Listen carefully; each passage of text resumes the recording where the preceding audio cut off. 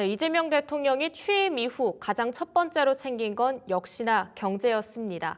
개혁보다 더욱더 시급한 건 경제다라고 이야기를 했는데요. 내수 부진에 더해서 트럼프발 관세 여파까지 참 복합적인 요소들이 대한민국의 과제로 남아있는 상황입니다. 이재명 대통령의 신정부의 청사진에 대해서 구체적인 이야기들 들어보도록 하겠습니다. 오늘 오정근 한국금융 ICT 융합학회 회장 함께하고 있습니다. 안녕하세요. 안녕하세요. 네, 오늘 좀 여러 가지 이야기를 들어볼까 하는데요. 우선 이재명 대통령 지난 4일 취임하고 나서 취임 산서 이후로 또 취임사를 진행을 했는데 그 안에서 정말 경제 그리고 성장 정말 여러 번 언급하면서 강조를 하기도 했습니다. 이번 취임사 혹시 어떻게 보셨을까요? 네, 이번 취임사에서 이제 경제 얘기만 22번 했거든요. 가장 많이 얘기했죠. 국민 다음으로 가장 많이 얘기했는데 저는 지금 이제 경제가 0% 성장대가 대로 추락하고 있고 잠재 성장률도 2040년이면 불과 얼마 안 남았는데 잠재 성장률 자체도 0%대로 추락한다고 있는 이런 상황이기 때문에 다행히 새 대통령이 경제를 22번이나 언급하고 강조했다는 것은 굉장히 바람직하다 이렇게 생각을 했습니다. 아무래도 좀 성장 그리고 경제 쪽에 치중되어 있는 만큼 그만큼 여러 가지의 발빠른 움직임들도 보여주고 있습니다. 일단 임기 시작 이후로 가장 첫 번째로 내놓았던 1호 지시가 비상경제점검 TF 신설이었거든요. 네, 그렇습니다. 근데 사실 TF 신설 이전에도 기재부라든지 여러 정치 내의 부서들이 있잖아요. 근데 그런 상황 속에서 TF를 따로 신설하고 꾸렸다라는 건 그만큼 지금 경제 위기 상황이다 이렇게 봤다라고 해야 할까요? 네, 그렇습니다. 옛날에 이런 일이 처음이 아니고 옛날에 MB 정권 때에도 경제 그 벙커 회의라고 그래서 비상 회의를 했습니다. 지금 우리가 경제가 굉장히 그때는 왜냐하면 근데 지금도 경제가 굉장히 안 좋기 때문에 그때도 아마 2008년 글로벌 금융위기 이후에 위기 상황이 되면서 경제 벙커 회의를 통해서 주요 장관뿐이 아니고 주요 이제 기관장들까지 포함한 그런 대책회의를 했는데 지금도 경제가 금년에 0%대까지 우리 KDI라든지 한국은행이라든지 이런 국책연구기관조차도 전망하고 있는 상황이고요. 그렇기 때문에 또 그뿐이 아니고 내수가 안 좋으면서 건설 쪽에서도 지금 현재 건설업체 금년 매도 건설업체가 한 900여 개가 부도가 나고 있고 자영업자들이 수십만 명이 지금 파산하고 있는 그런 상황이기 때문에 이건 굉장한 위기 상황이고요. 이걸 극복하지 않으면은 일본형 장기 불황까지 갈 우려가 있다 이런 얘기가 나오는 상황이기 때문에 제가 보기에는 이번에 관계되는 분들이 모여서 정말 비상경제 점검 태스크포스를 통해서 문제 해결책을 모색해 나가는 그런 방향이 좋다고 생각을 합니다. 네, 일단 장기 불황의 가능성까지 나오고 있는 상황에서 마이너스 0.2%의 경제 성장률 피해갈 수 없습니다. 0%의 경제 성장률까지도 거론이 되고 있는 상황 속에서 어찌 보면 비상경제 점검 TF에 대통령이 직접 주재를 하고 있습니다. 네, 그렇습니다. 여기에 대해서는 이 시스템 자체에 대해서는 어떻게 보고 계실까요? 네, 그러니까 이제 대통령이 주재하실 만큼 지금 경제가 굉장히 안 좋은데 다행히 대통령께서 그런 위기감을 갖고 있다는 게 굉장히 바람직하고요. 제 생각으로는 이제 각 경제부처뿐만 아니라 이번에 보니까 아직 그 신임 장관들은 임명하는데 시간이 걸리기 때문에 국회를 통과해야 되니까 차관들 중심으로 해서 운영한다고 하는데 저는 장차관뿐이 아니고 관련되는 기관장들 예컨대 우리 경제에 큰 영향을 미치는 뭐 산업은행장이라든지 한국은행 총재라든지 등등 이런 분들까지 참여하는 그런 전방위적인 지금 경제를 어떻게 하면 이 0%대라고 하는 것도 문제이지만은 우리 경제가 계속 지금 추락을 해왔거든요. 그래서 그런 걸 점검 태스크포스잖아요. 점검하고 대책을 강구하는 것이 좋다라고 생각합니다. 특히 이제 과거에 이제 얼마 전 선거 때라서 뭐 많은 공약을 했지만 공약을 떠나서 어떻게 하면 경제를 살릴 수 있을 것인가 하는 방향에서 점검하고 대책을 강구하는 그런 회의로 진행이 됐으면 좋겠다 싶습니다. 예, 이 기존에 있는 기재부나 정부 부처보다 따로 TF를 신설을 하는 게 경기 위기 상황 속에선 조금 더 빠르게 대응을 할 수 있기 때문인 거죠. 네, 그리고 이제 다양한 해답을 찾을 수가 있을 것으로 보여집니다. 지금 사실은 경제장관 회의가 있지만 경제장관 회의의 주축이 기획재정부 장관이거든요. 그러다 보니까 사실은 거의 대부분 다 기획재정부 중심으로 꾸려지다 보니까 한국의 여러 가지 인사 구조상 기획재정부 장관이 이렇게 생각하면 그게 그대로 그냥 가는 거거든요. 저는 그것보다는 많은 전문가들이 모여서 다양한 논의를 하는 끝에 네. 대통령의 여러 가지 공약을 많이 하고 또 지금 이제 국회에서 법안 통과가 많이 준비 중에 있지만은 그걸 넘어서서 좀 더 우리 경제가 정말 일본행 장기 침체를 가지 않기 위해서는 어떻게 해야 되나 하는 그런 해답을 좀 모색하는 그런 회의가 되었으면 좋겠다 생각을 하고 있습니다. 속도감도 빠르게 붙을 수 있고 네, 거기에 그렇습니다. 조금 더 다양한 의견들이 나올 예, 수가 있죠. 조금 더 풍성해질 수 네네. 있다. 예를 들면 이제 재정문 이번에 뭐 지역화폐 문제만 하더라도 지역화폐를 위해서 이제 추가 이미 5월 1일 날 13조 8천억 정도의 추경 예산을 편성했지만은 네. 추가적으로 한 20조 정도 더 한다고 하는데 그럼 그렇게 될 때는 어떻게 되느냐 말이지.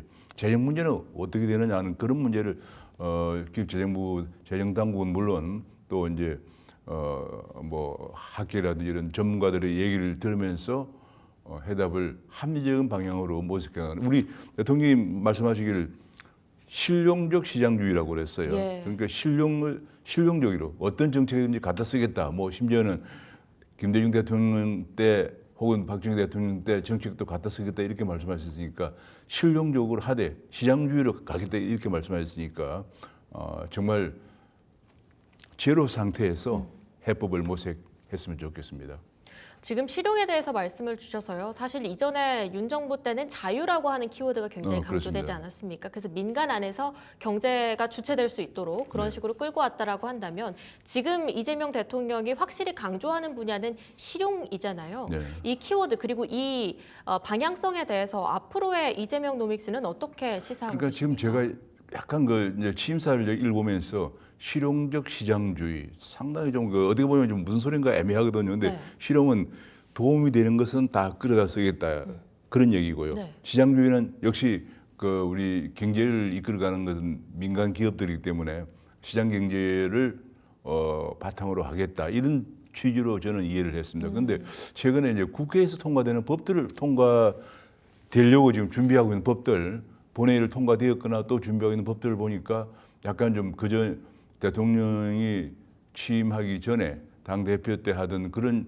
기업을 규제한다든지 혹은 여러 가지 그런 법들이 많습니다. 그래서 제가 보기에는 이런 것들도 과연 이것이 실용적 시장주의에 맞는 것인지 기업을 계속 규제한다는 것은 네. 시장 경제하고는 어긋나는 거거든요. 그래서 지금 현재 불가피하게 재정을 쓰는 부분도 있겠지만 그것만 갖고는 성장이 안 되기 때문에 기업들의 활력을 불어넣어 주기 위해서 지금 국회에서 통과된 여러 가지 뭐 상법 개정안이라든지 이런 것들이 과연 바람직한 것인가에 대해서 좀 엄격하게 좀 논의할 필요는 있다 싶습니다. 지금 현재 과거와 달리 이제는 거부권이라는 게 없죠. 왜냐하면 민주당이 이제 국회 통과시키면 바로 대통령이 집행을 하니까 그래서 그런 걸 좀 더 과거와는 달리 그래서 이제 집권 여당이기 때문에 좀 더 신중하게 왜냐하면 옛날에 문재인 대통령 때도 뭐 취임하면서 일자리위원회 그래가지고 정부의 청와대 일자리 수석도 만들고 난리를 피웠거든요. 그랬는데 결국은 경제가 안 돌아가면서 일자리위원회와 일자리 수석은 슬그머니 그냥 없어졌거든요. 그렇게 해서는 이제 안 되고 그러니까 네. 경제라는 것은 경제의 논리가 있어요. 논리가 있기 때문에 아무리 말로 이렇게 하겠다. 내가 성장을 더 하겠다 하지만 성장과 배치되는 정책을 추진하면 안 되거든요. 결과적으로 저는 간절히 경제학계로서 간절히 바라는 것은 문정부 때 실정을 절대로 답습하면 안 된다. 일자리위원회를 만들고 일자리를 창출하겠다고 했는데 지금 똑같거든요. 지금 일자리가 없어서 난립니다. 얼마 전에 언론 정부 통계를 보니까 청년 백수가 120만 명이라는 거예요. 그리고 일을 찾은 청년들도 4명 중에 1명이 단기 알바라고 하거든요. 그러면 얼마나 일자리 상황이 심각한지를 알 수가 있는데 아니 청년이 지금 120만 명이 놀고 있단 말이에요. 그러면 그 일자리를 만들어 주려면 정말로 지금 재정을 푸는 것만으로 되겠느냐? 그건 안 될 거잖아요. 그런데 또 한편으로는 국회에서는 기업을 옥죄하는 법들을 통과시키고 있잖아요. 그러면 이런 것들이 서로 어긋나면 나중에 대통령의 처음 취임사에서 말씀하신 경제를 얘기하시고 그다음에 성장을 22번이나 말씀하시고 또 그걸 요약해서 실용적 시장주의를 말씀하셨는데 이것들이 나중에 또 문재인 대통령 때처럼 일자리위원회 뭐 했는데 슬그머니 그냥 없어졌거든요. 그렇게 되면 안 되니까 이번에 일자리 점검 태스크포스를 경제 점검 태스크포스를 통해서 좀 확실하게 하고 그다음에 제가 정말 바란 것은 이제 대통령이 이번에 보니까 민주당 단톡방에서 탈퇴를 했어요. 나가기 때문에 민주당도 그 얘기는 뭐냐면 내가 이제는 어느 여야를 떠나서 국가만 생각해서 통치하겠다 그런 의미도 있거든요. 그러니까 이제 여당도 민주당이 야당 때와는 달리 좀 더 이재명 대통령의 성공하는 정부를 위해서 이것이 과연 바람직한지에 대해서 좀 숙고한 다음에 법을 통과시킨다. 지금 막 보면 이제 취임한 지 한 3, 4일밖에 안 됐는데도 막 그냥 온갖 법안들을 그동안 하려고 하던 걸 다 그냥 통과시키는 이런 경향도 있어요. 그래서 그러지 말고 이것이 과연 대통령의 실용적 시장주의, 그다음에 성장을 22번이나 말씀하신 거기에 맞는지 성공할 것인지 이런 걸 좀 생각해 본 다음에 하는 것이 좋겠다 생각을 하고 있습니다. 어찌 보면 속도보다는 방향성을 잘 잡아갈 필요가 있다. 방향성이 이렇게. 굉장히 중요합니다. 예. 문재인 대통령 때 일자리위원회 만들고 소득주도 성장해가지고 뭐 새로운 걸 하는 것처럼 학자들이 다 반대했어요. 많은 학자들이 이거 안 된다. 결과적으로 나중에 다 망가졌잖아요. 망가졌는데 이제 그런 실정을 답습해서는 안 되는 지금 네. 우리가 이재명 정부의 성공도 중요하고요. 더 중요한 것은 지금 우리나라가 굉장히 추락하느냐 더 도약하느냐의 갈림길에 있기 때문에 정말 경제 점검 태스크포스를 통해서 심사숙고하는 해서 결정하고 민주당도 이제 여당다운 태도를 보이는 네. 그런 정책을 입안하는 방향으로 갔으면 좋겠다 생각합니다. 네, 대통령이 직접 주재한다라는 점에서 예. 전에 문재인 대통령 정권 때, 전 대통령 정권 때 일자리위원회랑 지금 굉장히 닮아 있는 거잖아요, 지금. 그렇죠. 그러니까 그때 뭐 우리가 제가 아는 이영섭 그 당시에 국세청장 출신이 이제 그후에 이제 광주시장도 하셨지만은 일자리위원장을 맡으시고 일자리 수석을 하셨거든요. 막 굉장히 의욕적으로 출범을 했는데 경제란 것이 제가 아까 말씀을 좀 논리대로 움직이는 거기 때문에 기업들이 투자를 하지 않으면 천하에 없어 일자리가 안 생깁니다.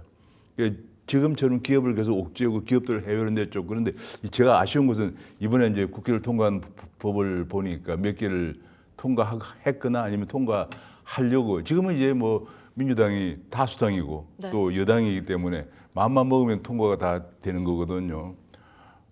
국민의힘은 또 지리멸렬하고 있는 상황이니까 그래서 그런 거 이렇게 하면 과연 기업들이 투자를 할 수 있겠느냐. 해외로 안 나가고 제일 중요한 게 기업들이 국내에서 일자리를 만들어야 돼요. 그래서 옛날에 미국에서 노동부 장관을 지낸 하버드 대학 교수 로버트 라이시라는 교수가 있는데 이 사람이 쓴 유명한 논문이 있습니다. 이 때문에 이제 노동부 장관이 됐는데 클린턴 행정부 때 논문이 뭐냐면 누가 우리인가 하는 논문이에요. Who is us? 누가 우리인가? 결론은 뭐냐? 미국에서 일자리를 만들어주는 일본 회사나 한국 회사가 우리고 해외에 나가는 미국 업체는 우리가 아니다. 그런 결론이에요. 그때는 그 논문이 굉장히 센세이셔널했죠. 근데 지금 이제 우리나라는 거의 중국이나 미국으로 나가거든 기업들이. 그런데 국민들은 그렇게 일자리가 청년이 120만 명이 백수가 거예요. 그래서 정말 우리나라에서 투자를 하게끔 해서 일자리를 만들어내서 그러면 청년들이 이번에 제가 투표 성향을 보니까 20대, 30대가 전부 청년들이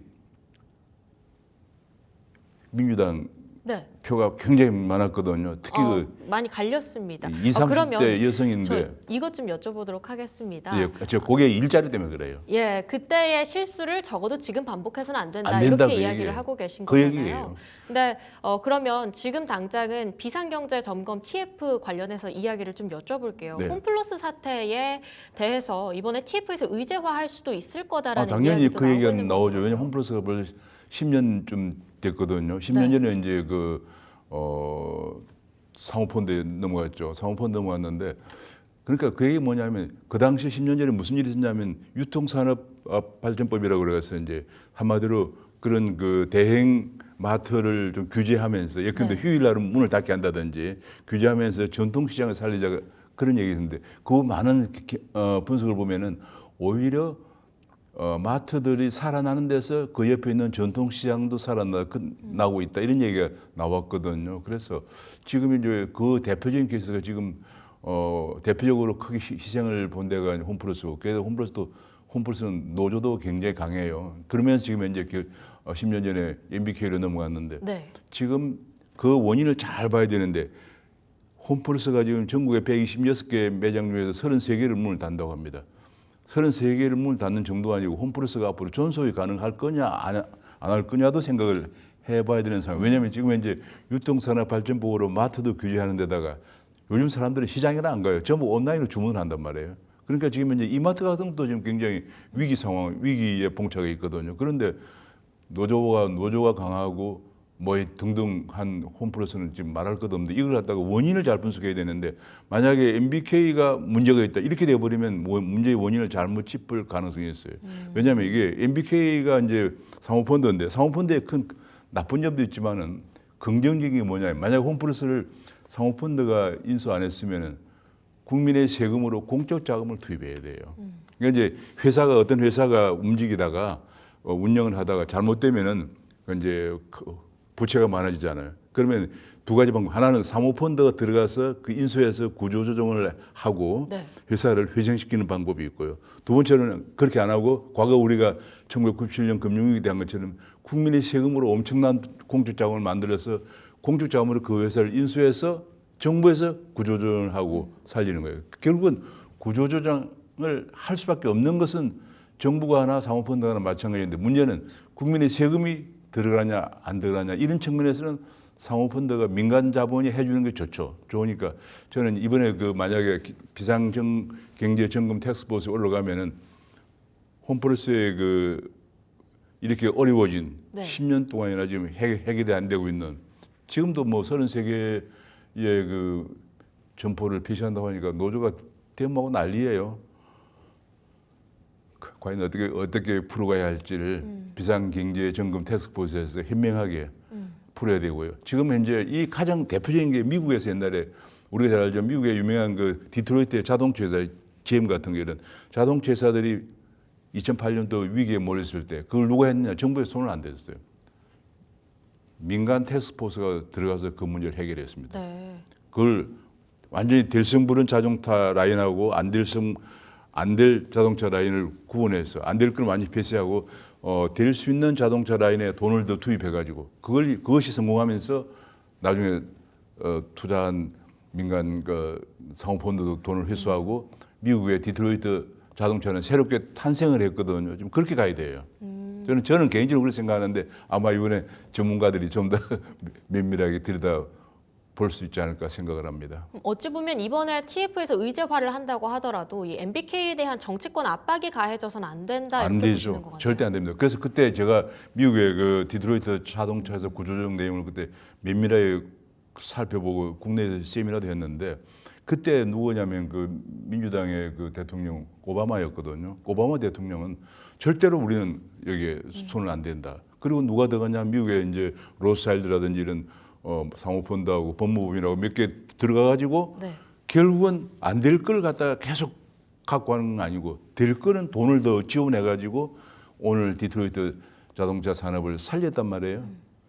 그런 방향으로 가는 것이 국민의 세금도 안 들고 산업 측면에서는 바람직한데 우리나라에서는 약간 좀 문제를 보기에는 약간 정치적인 게 너무 작용하는 것 같아요. 정치인들은 정말 경제 문제 살리는 데는 정치가 너무 작용하면 안 된다는 게 그 미국이 설레서 보여주고 그 오바마 대통령은 일체 손을 안 대고도 디트로이트 자동차 산업을 살렸단 말이에요. 우리나라 지금 이게 마트가 홈플러스뿐이 아니고 아까 지금 이마트도 그렇고 사람들이 전부 다 이제 온라인으로 주문을 하기 시작하면서 코로나 때문에 그러면서 이번에 우리 유통업이 완전히 변신을 하고 있어요. 그 변신을 하는데 만약에 잘못해서 정부의 돈만 투입한다 그러면 국민의 세금만 투입하는 꼴이 되니까 냉철하고 정확한 진단이 해법이 필요하다 생각을 합니다. 네, 우선 이번 의제화를 통해서 어느 정도 정치권에서 개입을 하면 될지 여러 가지 이야기들이 나올 수 있을 것 같아요. 앞으로의 방향성에 대해서도 이번에 만약에 의제화가 된다라고 한다면 그 본격적인 진행 과정을 통해서 어느 정도 네. 골자가 나올 거는 같습니다. 일단 오늘 오전 10시부터 비상점검 TF의 두 번째 회의가 또 진행이 되고 있는데 이번 두 번째 회의에서는 또 2차 추경에 대해서 구체적인 논의가 네. 나올 것이라는 얘기들도 나오고 있고요. 1차 때 한 15조 정도 나왔고 네. 이번에 또 플러스 20조 정도의 이야기가 나오고 있기 네, 때문에 그게 아주 머리 아픈 얘기죠. 네, 굉장히 큰 규모잖아요. 그래서 여기에서 이 큰 규모의 자금을 가지고 어떤 방향과 어떤 식의 전략으로 이 돈을 써야 하는가 이야기가 많습니다. 그래 지금 제가 이제 생각하는 것은 대통령이 선거 때 한 공약이라 하더라도 예. 현실적으로 경제를 살리는 방향에 도움이 덜 되겠다 싶은 것은 수정할 필요가 있어요. 왜냐하면 그 가장 중요한 것은 성공하는 정부가 돼야 되니까. 네. 문재인 정부를 보고 어느 사람도 성공한 정부라고 말하는 사람 별로 없거든요. 왜냐하면 경제가 완전히 추락을 하고 대신에 문재인 정부 시작할 때 국가 채무가 한 600조 정도 됐어요. 근데 거의 끝날 때 한 1000조 좀 400조가 늘어났거든요.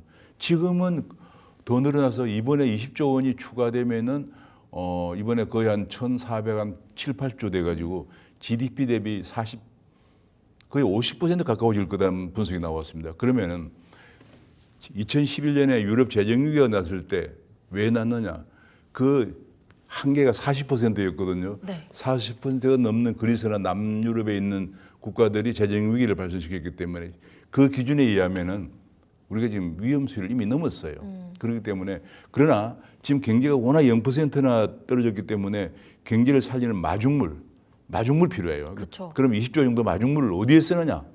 한마디로 경제를 살릴 수 있는 마중물이 돼야 된단 말이에요. 그것 중에 핵심으로 지금 국민당 25만 원 정도를 지역화폐로 지급하겠다라는 얘기가 주로 들리는데 어떻게 생각하시나요? 저도 뭐 당장 요새 돈도 없는데 25만 원 준다 그러면 이거 참 도움이 되겠지만 네. 그러나 국가적으로 생각하면은 그렇게 해서 과연 경제의 성장 동력이 살아나겠느냐는 거예요.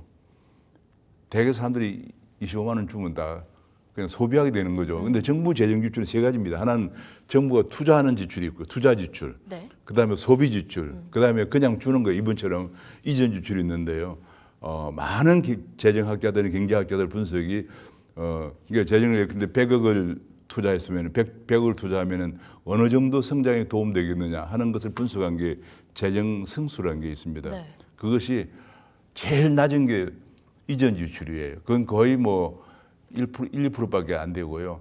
그다음에 이제 소비 지출, 정부에 소비하는 거 하면 한 3% 정도 되고 그 나머지 이제 투자 지출하면 뭐 근데 옛날에 대공황 때 미국에서 댐을 산 것처럼 네.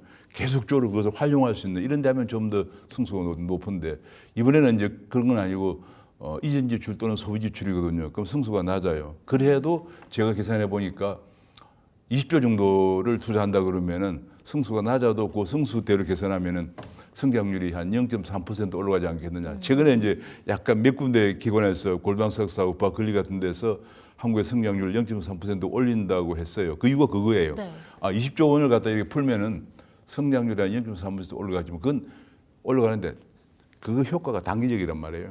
그거 하면 끝이에요. 네. 그래서 이것이 좀 차라리 20조 원 정도 꼭 지금 마중물이 필요해요. 어쨌든 간에 네. 마중물이 필요한데 조금 더 효과가 오래가는 근본적으로 도움이 되는 그런 쪽에 좀 투자했으면 어떨까. 저는 개인적으로 그런 생각을 갖고 있습니다. 그게 아마 AI이지 않을까. 계속 이야기를 그거는 하는 또 게 이제 맞아요. 그래서 이번에 이제 정부에 다행히 대통령실에 재정기획관이라는 걸 설립해서 수석급에 네. 그 재정기획관이 설립했는데 이걸 저는 그분을 전혀 모르는데 언론에 보도된 걸 보니까 그분이 약간 좀 재정 지출을 옹호하는 쪽에 있는 사람 같아요. 그래서 그것보다는 뭐 아까 말씀하신 AI 같은 AI의 그렇죠. AI는 100조 원이라고 그랬어요. 그거는 이제 이게 정부에서 뭐 20조 원 추경 갖고는 안 되고 민간의 기금을 만들어서 100조 원의 AI 기금을 만든다고 그러는데 우선은 그 전에 지금 현재 반도체가 우리가 세계에서 거의 뭐 굉장히 잘 나가다가 지금 약간 주춤하고 있거든요.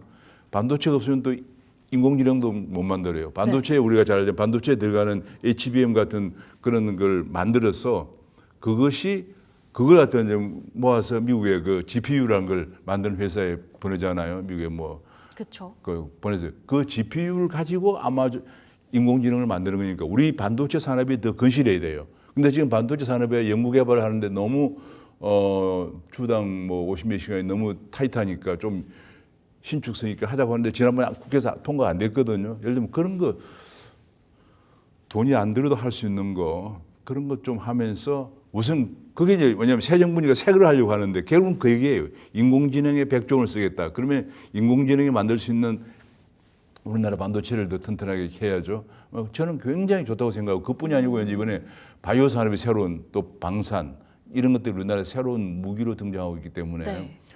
그 신성장 동류라고 그러죠. 예. 신성장 동산업에 투자하면은 정말 우리나라가 다시 소생할 수 있지 않을까 생각합니다. 네, 그럼 우선은 지역화폐 25만 원 자체에 대해서는 그거는 살짝 보수적으로 보고 계신 것 같고. 제가 좀 약간 이거는 이제 그냥 경제학자 입장에서 볼 때는 이거는 예. 순수한 재정 이전 또는 재정 소비 지출이기 때문에 승수 효과도 얼마 안 되고 그래서 그것이 근데 금액은 너무 크거든요. 그것 때문에 GDP 대비 국가 부채 비율이 50%에 육박을 하고 금년에 관리 재정 수지라고 그래서 정부 재정 적자가 이미 벌써 한 4%가 넘는다고 그래요. 네. 물론 그건 보통 가이드라인 3%이기 때문에 그거를 규제할 수 있는 그런데 정부에서 맡겨놓으면 다 안 돼요. 왜냐하면 객관적이고 전 세계 다 그래요. 정치하는 사람들은 더 많이 쓰고 싶어 하기 때문에 그래서 재정 준칙을 만든다든지 독립적인 재정위원회 같은 걸 만들어서 그것이 마음대로 하지 못하게 어느 정도 건전성을 지켜요. 왜냐하면 우리가 2011년에 남유럽이 재정 위기를 겪으면서 얼마나 힘들었는가. 지금 그리스는 웬만한 그 유명한 관광지도 다 외국인들이 팔았습니다. 항구도 팔고요.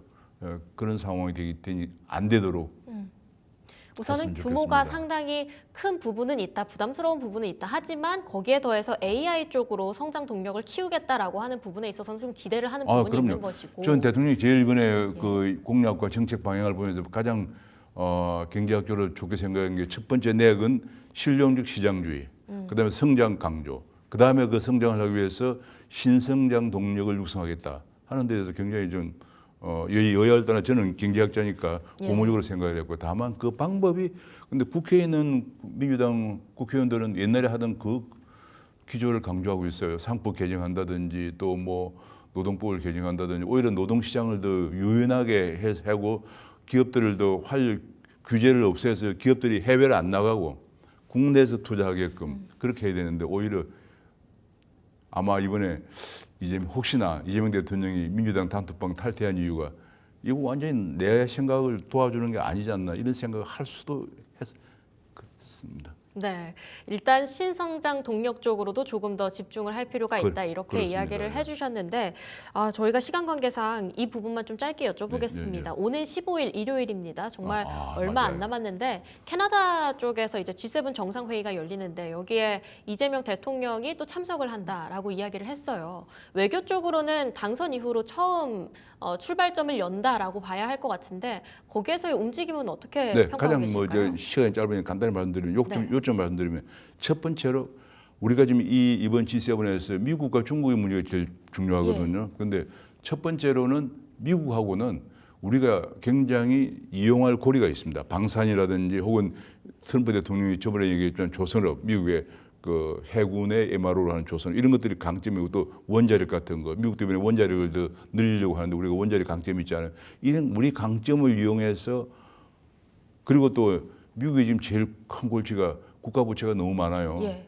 그래서 그걸 잘 이용해서 뭐 근데 우리 군사 부담을 조금 더 한다든지 하면서 관세를 더 낮추는 지금 철강 관세가 50%라 우리나라 배가 미국으로 가다가 태평양에 떠 있다고 그래요. 관세가 너무 많아서 그런 걸 좀 해결하면서 중국에 대해서는 이번에 이제 중국 문제는 중국이 2023년부터 우리가 적자를 나기 시작했습니다. 그 얘기는 우리가 수입해 오는 것과 수출한 게 우리가 약간 적다는 얘기잖아요. 그럼 우리가 중국에 대해서 지렛대가 생기는 거예요. 네. 협상을 다시 해서 우리가 막무가내로 중국에서 제품이 국내에 들어와서 우리 국내 산업을 초토화시켜서 그 일자리만 앗아가는 거예요. 그런 것들을 이번에 하고 하는데 이번에 G7 회담에서는 대미 문제니까 중국은 참여를 안 합니다. 대미 문제니까 우리의 강점을 갖고 있는 지렛대를 활용해서 미국의 관세를 좀 낮추는 그러면서 트럼프라는 사람이 워낙 독특한 사람이기 때문에 네. 약간 좀 미국의 입장도 들어주면서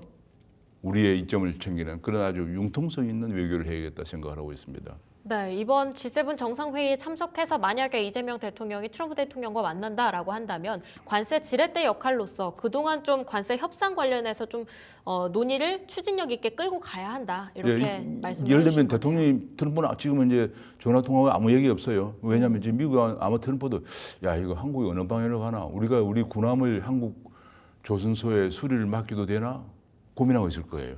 그런 것을 우리가 걱정 안 해도 된다. 확실하게 우리가 걱정 안 해도 된다 하면서 대신 관세 좀 낮춰줘. 뭐 이런 식으로 좀 뭔가 실용적이라고 그랬잖아요. 실용적 네. 시장주의로 갔으면 좋겠다 생각을 합니다. 네, 과연 이번 G7 정상회담 이후로 어떤 이슈가 나오게 될지는 모르겠지만 확실한 건 관세 지렛대 역할을 톡톡히 거기에서 끌어낼 수 있을지 좀 지켜봐야 할 것 같습니다. 여기서 인사드리도록 하겠습니다. 지금까지 한국금융 ICT 융합학회 오정근 회장과 함께했습니다. 교수님 말씀 감사합니다. 네, 감사합니다.